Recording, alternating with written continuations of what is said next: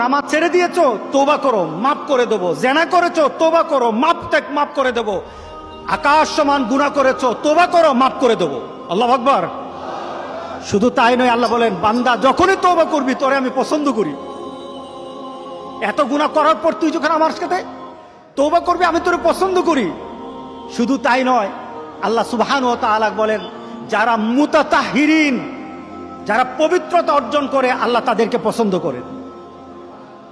আমরা পবিত্রতা অর্জন করি কি দিয়ে? উযু দিয়ে। বলেন কি দিয়ে? উযু দিয়ে।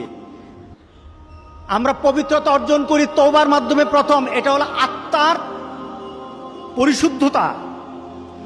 আপনার দেহকে পরিশুদ্ধ করতে হবে, আত্মাকে পরিশুদ্ধ করতে হবে। আপনার আত্মাকে পবিত্র বানাবেন। আত্মাকে পবিত্র বানাতে হলে তওবা লাগবে। এটা পানি দিয়ে হবে না, মাটি দিয়ে হবে না। আপনার আত্মাকে যদি পবিত্র করতে চান তাহলে তওবা লাগবে। কি লাগবে? তওবা।